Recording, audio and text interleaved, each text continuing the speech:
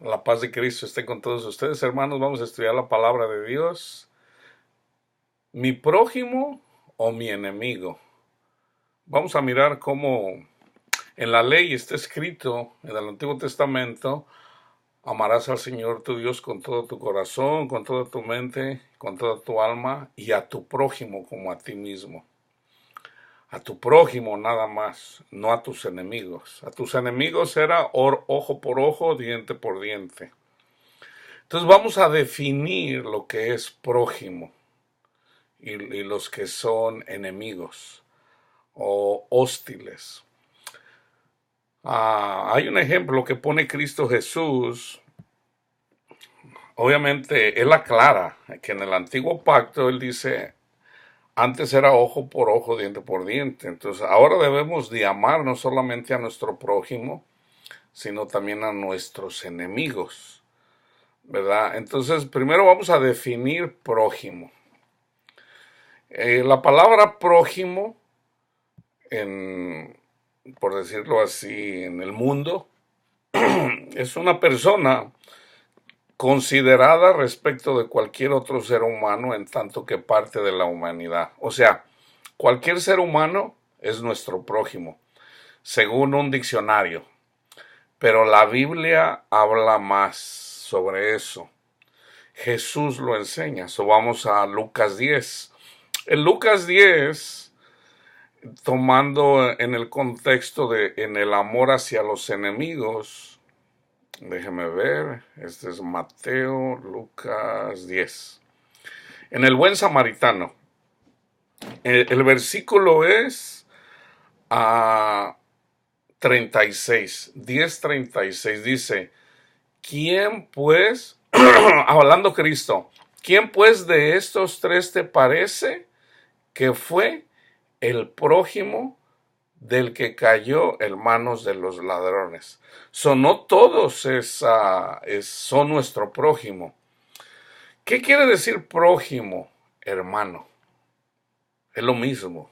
Por ejemplo, mi prójimo es esa persona que cree bíblicamente en Cristo como Señor y Salvador. El que no cree en Cristo como nuestro Señor y nuestro Salvador no es nuestro hermano, pero también debemos de amarlo, ¿verdad? Cristo lo dijo. Entonces ahorita yo les voy a leer esa parte. Entonces debemos de amar a todos, pero nosotros nos debemos de preocupar. Al mundo se le predica, a los gentiles, a todos los que no creen en Cristo, eventualmente se les predica. Unos creen, otros creen. Entonces, ¿de quién debemos de cuidar? De la iglesia, que son los que son como nosotros, los que creemos en Cristo Jesús como nuestro Señor y nuestro Salvador. Y los otros son nuestros enemigos, pero yo diría la palabra más correcta es los que son hostiles contra nosotros, que debemos de amarlos también, ¿verdad? Pero ¿cómo los cuidamos? ¿Cómo? Pidiendo por ellos. Vamos al contexto del buen samaritano. He aquí un intérprete de la ley se levantó y dijo para probarle a Jesús, Maestro, ¿haciendo qué cosa heredaré? ¿Heredaré la vida eterna? Cristo le dijo, ¿qué está escrito en la ley? ¿Cómo lees? ¿Cómo lo entiendes? Aquel respondiendo dijo, amarás al Señor tu Dios con todo tu corazón, con toda tu alma y con todas tus fuerzas y con toda tu mente y a tu prójimo como a ti mismo. Aquí están los 10 mandamientos. Y le dijo, bien has respondido, haz esto y vivirás. ¿Ok? Aquí está claro. Aunque no lo entendía esta persona, él no sabía lo que era amar al Señor tu Dios con todo tu corazón. ¿Verdad? ¿Por qué? Porque tenía a Cristo delante de él. Entonces dice, pero él, queriendo justificarse a sí mismo, dijo a Jesús, o sea, no ser justificado por creer que Jesús era el Hijo de Dios, porque no lo entendía, obviamente. De hecho, ni los discípulos en ese momento lo entendían Hasta después lo entendieron, una vez que recibieron el Espíritu Santo, y el Espíritu Santo les abre el entendimiento. Pablo habla acerca de eso. Pero él, queriendo justificarse a sí mismo, dijo a Jesús: ¿y quién es mi prójimo? Y vamos a ver, aquí Jesús da un ejemplo. Respondiendo Jesús dijo: un hombre que es alegórico, un hombre descendía de Jerusalén a Jericó. Jerusalén, que es tipológico de una persona en la iglesia. Eso se los voy a ir traduciendo. Vamos a decir que es una persona que ya cree el Evangelio. Un hombre descendía de Jerusalén a Jericó y cayó en manos de ladrones, los demonios, con falsa doctrina en nuestros tiempos, los cuales le despojaron del Evangelio. Obviamente aquí está explicado bien, ¿verdad? Carnalmente, pero también es alegórico. Vamos a dejarlo sin alegoría, sí. Un hombre descendía de Jerusalén a Jericó, obviamente era judío, y cayó en manos de ladrones, los cuales le despojaron, e hiriéndole se fueron, dejándole medio muerto. Aconteció que descendió un sacerdote por aquel camino y viéndole pasó de largo. No lo ayudó. Cuando en la ley decía: ama a tu prójimo como a ti mismo. No lo ayudó. Un sacerdote, ¿ok? Asimismo, un levita, que eran los, obviamente, siervos de Dios, los que trabajaban en el templo. Asimismo, un levita, llegando cerca de aquel lugar y viéndole, pasó de largo. No lo ayudó. No ayudó a su prójimo. Pero un samaritano, que eran idólatras, los samaritanos eran idólatras, ¿se acuerdan? La mujer samaritana. Ellos adoraban a Dios en el monte, eran judíos, se mezclaron con otras razas y eran idólatras. Entonces un samaritano tuvo compasión de su prójimo, dice, llegando cerca de aquel lugar y viéndole, ese es el levita, y viéndole pasó de largo, pero un samaritano que iba de camino vino cerca de él y viéndole fue movido a misericordia. Eso somos nosotros, hermanos, nosotros que somos idólatras, que vivimos en este mundo, somos carnales. Una vez que recibimos al Señor y vemos una persona que está siendo engañada con falsa doctrina y se quiere justificar él mismo con sus propias obras, pues obviamente por causa de eso viene Satanás, le da duro y como consecuencia tiene muchos problemas. Entonces, ¿qué debemos de hacer? Venir y compartir el Evangelio nuevamente. Mira, en realidad nosotros no somos salvos, no somos buenos, todos somos malos, nosotros somos justificados. Eso es vendar. Nosotros somos justificados en Cristo Jesús. Estas cosas que te están pasando y que te hacen sufrir, no tengas miedo. Mira, Dios nos ama, Él cuida de nosotros, ten confianza en Él, no temas, no temas. Ten confianza en Cristo, nuestro Señor y nuestro Salvador. Él nos ama, Él no vino a condenarnos, Él vino a amarnos. Hónrale y vas a ver que Él va a venir y te va a dar paz. Entonces, así es como consolamos a nuestros hermanos, a los que son cristianos. Entonces, que fueron engañados y Satanás les dio duro. Entonces, ¿qué dice? Acercándose vendó sus heridas, echándoles aceite y vino y poniendo en su cabalgadura, lo llevó al mesón y cuidó de él, orando también por él. Otro día al partir sacó 2 denarios y los dio al mesonero y le dijo: cuídamele y todo lo que gaste de más yo te lo pagaré cuando regrese. ¿Quién pues, hace la pregunta Cristo, quién pues de estos 3, el samaritano, el levita y el sacerdote, quién pues de esos 3 te parece que fue el prójimo? Eso quiere decir que los 3 no son prójimos, no son hermanos. Así yo dije 4, no son hermanos. ¿Quién pues de estos tres te parece que fue el prójimo del que cayó en manos de los ladrones? Y él dijo, el que usó de misericordia con él. Entonces Jesús le dijo, ve y haz tú lo mismo. Entonces, ¿qué tenemos que hacer nosotros, hermanos? ¿Quién es nuestro prójimo?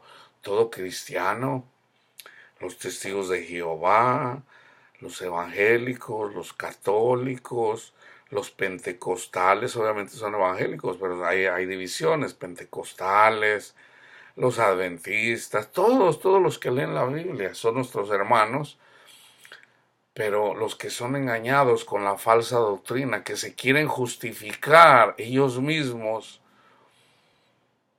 no con la sangre del cordero, con el evangelio, sino que se quieren justificar ellos mismos por sus obras, entonces hay que enseñarles porque están siendo engañados y como consecuencia están siendo castigados.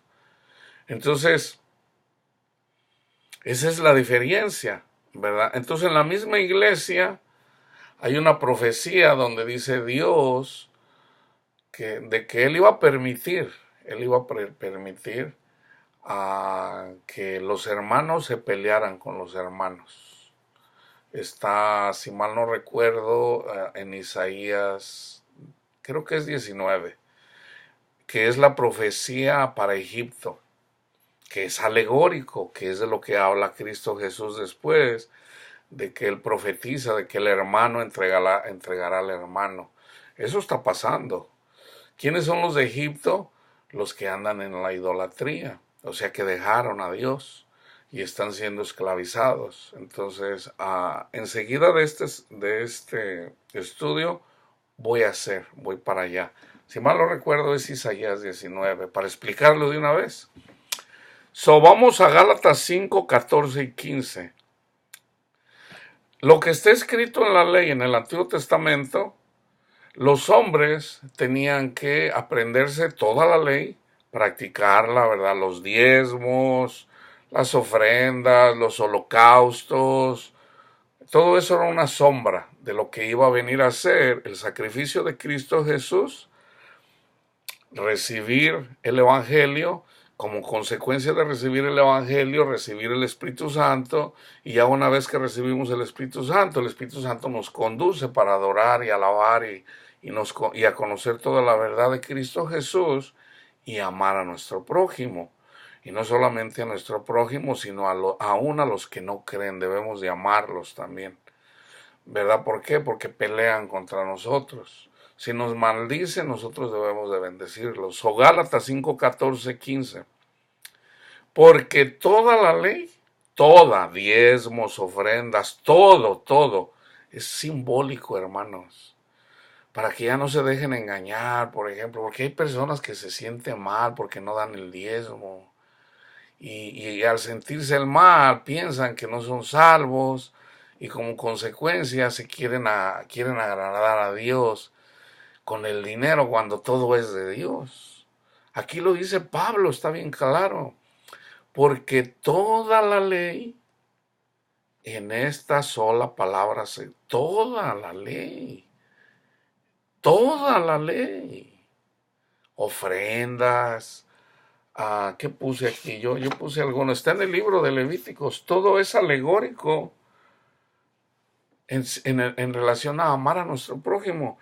Los holocaustos, pues obviamente sabemos que es el sacrificio de Cristo Jesús. Los diezmos, que habla en Hebreos capítulo 7. Las ofrendas de paz, las ofrendas por el pecado, es Cristo Jesús, la ofrenda por el pecado.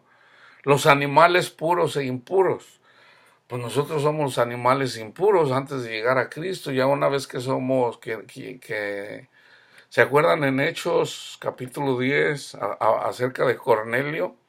Ahí Dios le enseña a Pedro, ¿verdad? Cuando tiene un éxtasis, está orando en la azotea, entonces ve un mantel que baja del cielo y en ese mantel vienen comida de animales impuros, carne de puerco, o sea, puercos, de camellos, de todo tipo de carnes impura, que eran simbólicos de nosotros los gentiles. Entonces, ahí mismo vean el contexto. ¿Quién era? No somos nosotros, o sea, era Cornelio y su familia. Esos eran los animales impuros. Pero ¿qué le dice el Señor? Le dice, mata y come. O sea, compártele el evangelio y convive con él. Eso quiere decir mata y come. Mata con el evangelio para que Cornelio muera a los deseos de este mundo, o él muere, nace juntamente con Cristo Jesús, es una nueva criatura y ya somos iguales, somos hermanos. Es nuestro prójimo, nosotros somos Cornelio, porque no somos judíos, ¿verdad? En este caso somos carnales, entonces Dios nos hace espirituales, ¿verdad? Así como Él, porque Él es espiritual.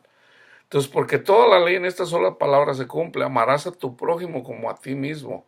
Y fíjense lo que sigue diciendo Pablo en el 15, Gálatas 5, 14 y 15.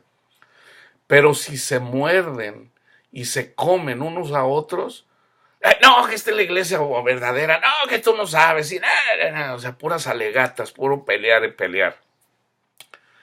Todos tendemos a esto, hermanos, todos. Entonces, ¿qué debemos de hacer? Compartir el evangelio.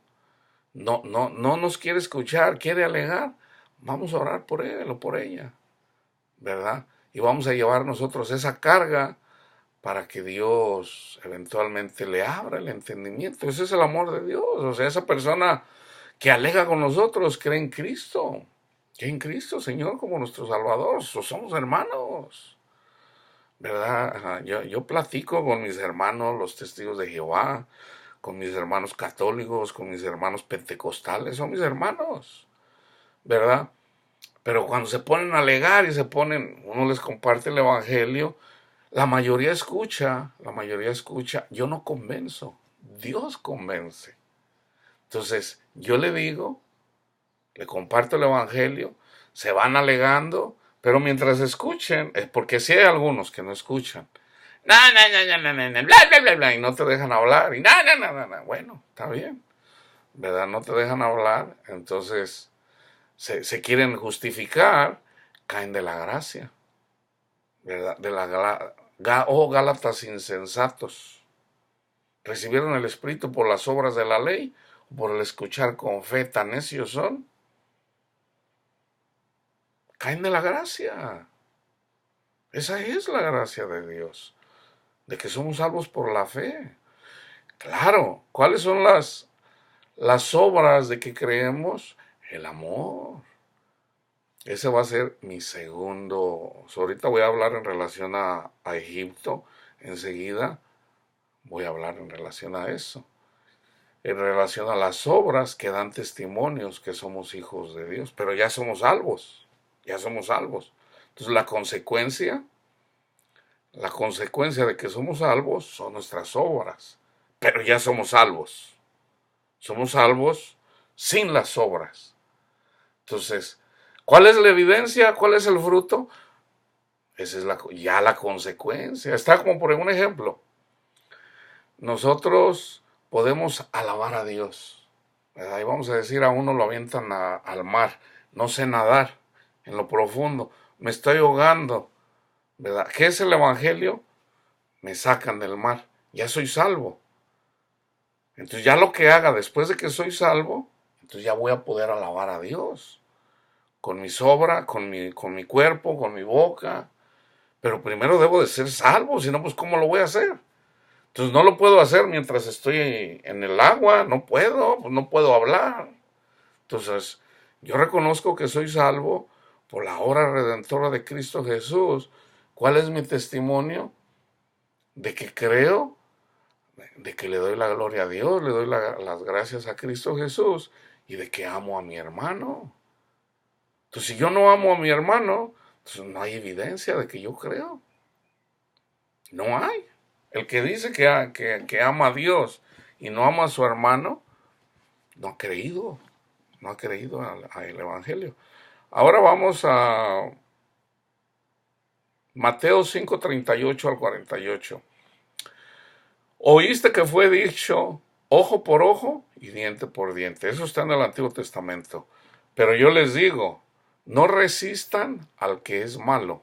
Antes, a cualquiera que te hiere en la mejilla derecha, vuélvele también la otra. Al malo, no a la iglesia. Acuérdense, yo ya hice un estudio. A la iglesia, si un hermano tuyo, creyente, viene y te da, le tienes que decir, ¿por qué me pegas? Aquí está hablando, debemos de entender el contexto, al malo, al que no cree. No resistáis al que es malo. ¿Qué hizo Jesús cuando vino un judío y lo cacheteó? No le puso la otra mejilla, le dijo, ¿por qué me pegas? Dime qué dije mal. No le puso la otra. Entonces Cristo dice, si tu hermano peca contra ti, repréndelo. Al hermano, al malo, al que no cree. ¿Qué debes de hacer? Te dicen, tú cristianito ahí que te acá están retapados, no entienden nada. Debemos de callar. Nada, no decir nada. Que nos critiquen, que digan lo que digan.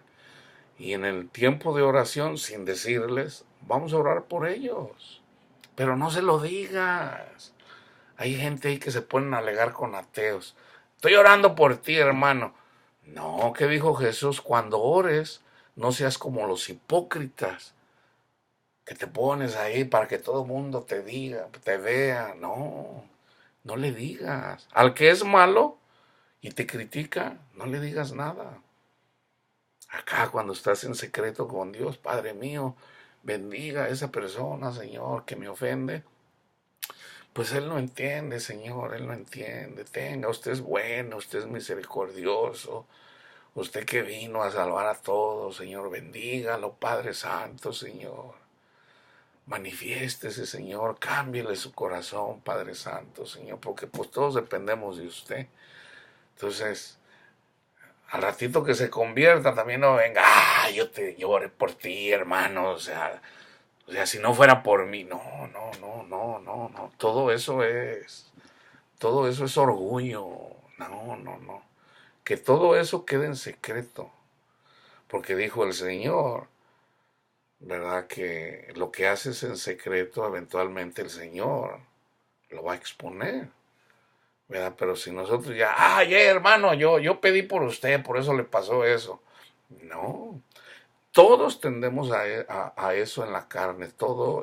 Nuestro mayor enemigo es el orgullo. Por ahí Satanás nos da duro. El mismo Pablo dice, ay Señor, dice, Satanás manda un mensajero que me da duro con el orgullo. Señor, ya no quiero ser orgulloso, ayúdeme. Entonces dice, Pablito, pues bueno, humíllate, ¿verdad? Porque en la medida que tú te humillas, ¿verdad? Mi poder se refleja, ¿verdad? Entonces calla cuando debes de callar, o sea, deja el orgullo, déjalo, no lo necesitas. En la medida que dejas que te humillen, ahí me manifiesto yo. Entonces fíjese lo que dice Jesús. No resistáis al que es malo, antes a cualquiera que te hiera en la mejilla derecha, vuélvele también la otra.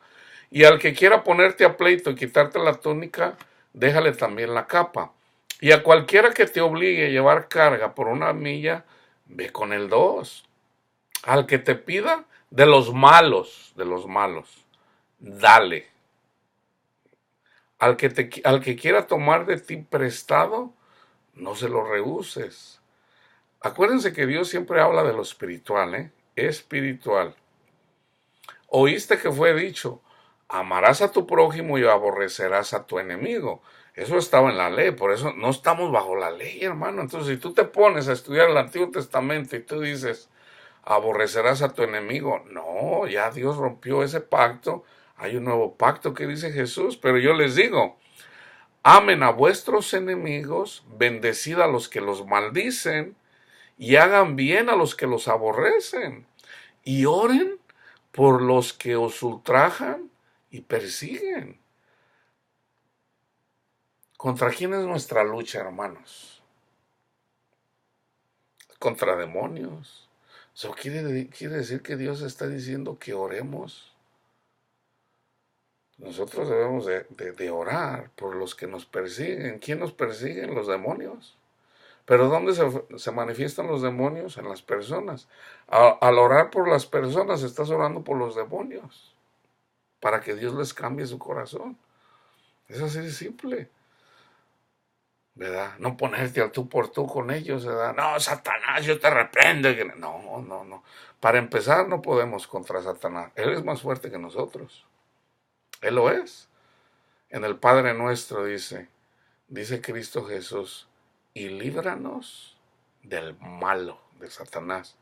¿Por qué? Él es más fuerte que nosotros.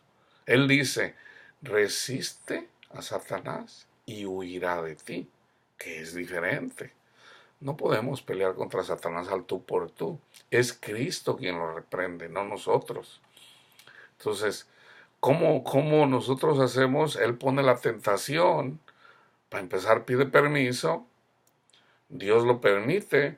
Podemos resistir esa tentación espiritualmente. Y una vez que lo resistes, se va. Satanás se va. Entonces, cuando vienen las personas que no son creyentes y nos humillan, hablan mal de nosotros, nos critican, calladitos, calladitos, ¿verdad? Y en silencio, en la intimidad con Dios, pedir por ellos. Eso es lo que el Señor nos está diciendo, para que sean hijos de vuestro Padre que está en los cielos. Porque fíjense, ahorita el Señor me puso algo. En Génesis, ¿qué hizo Caín?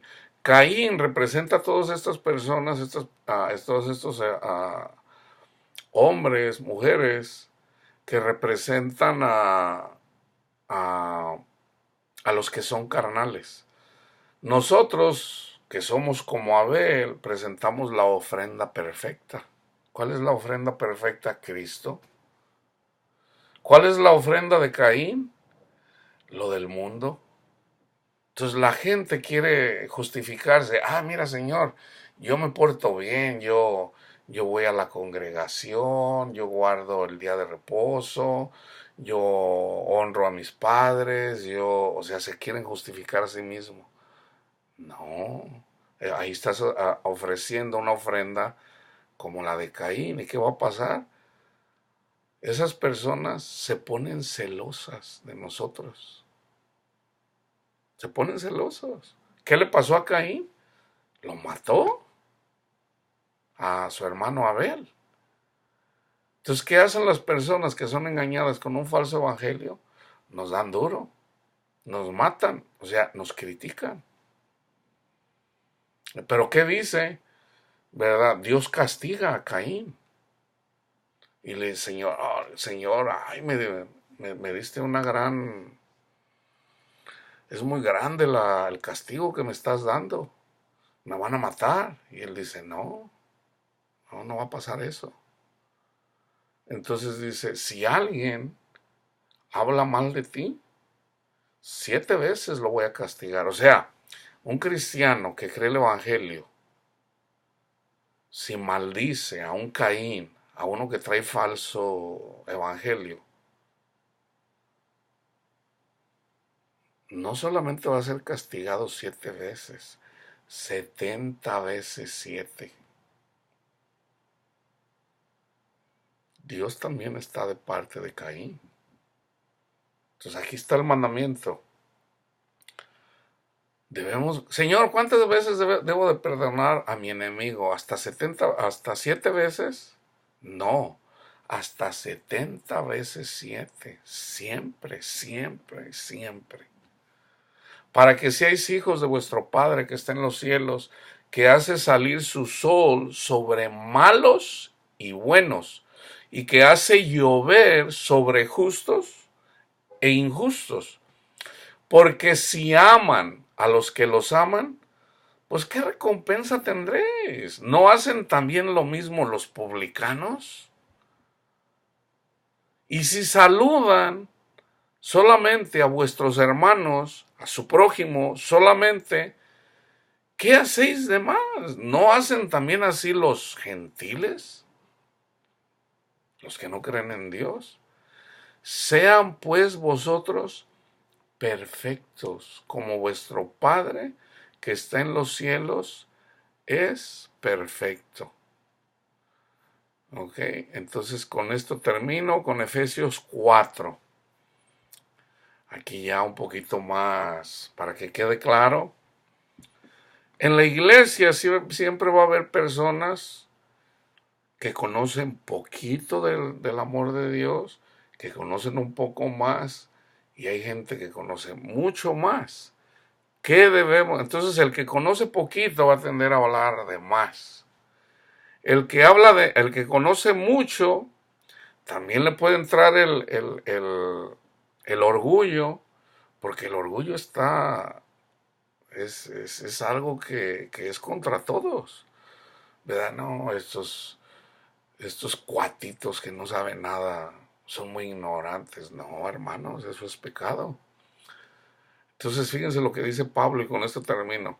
Yo pues, en la carta a los Efesios, capítulo 4, comenzando desde el 1, yo pues preso en el Señor, les ruego que anden como es digno de la vocación con que fuiste llamados, con toda humildad y mansedumbre, soportándoos con paciencia los unos a los otros en el amor, solícitos en guardar la unidad del Espíritu en el vínculo de la paz, un cuerpo y un espíritu, como fueron también llamados en una misma esperanza de vuestra vocación.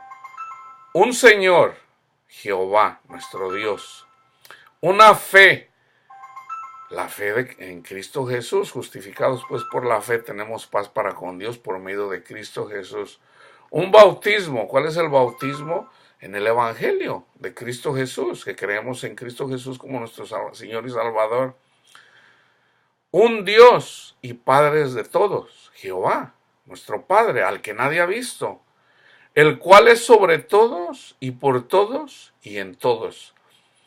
Pero a cada uno de nosotros fue dada la gracia conforme a la medida del don de Cristo, por lo cual dice, subiendo a lo alto llevó cautiva la cautividad y dio dones a los hombres.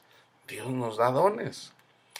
Y eso de que subió, ¿qué es? Sino que también había descendido primero a las partes más bajas de la tierra.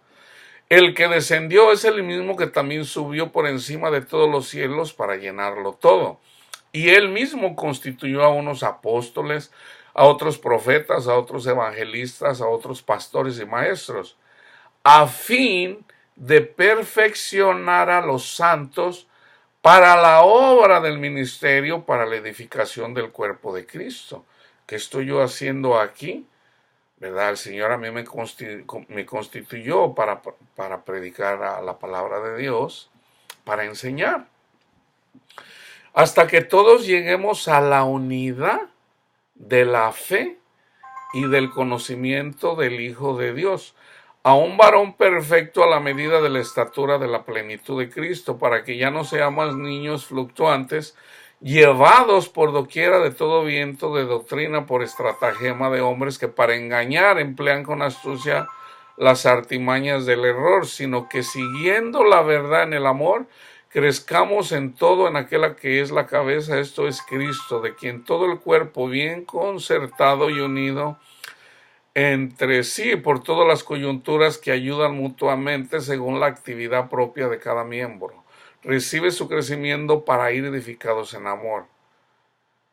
Esto pues digo y requiero en el Señor, que ya no andéis como los otros gentiles que andan en la vanidad de su mente, teniendo el entendimiento entrenegrecido, ajenos de la vida de Dios por la ignorancia que en ellos hay, por la dureza de su corazón. Bueno, hasta ahí lo voy a dejar.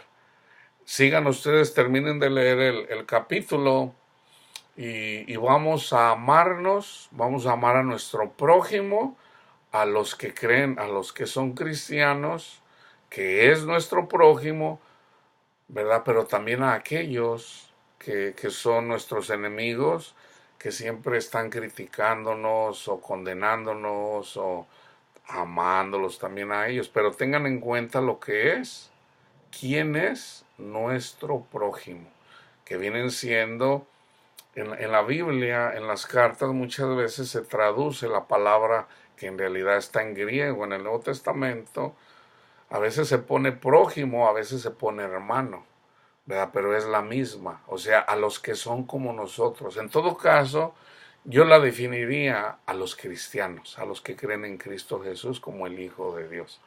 ¿Ok? Dios me los bendiga y que la paz de Cristo esté con todos ustedes.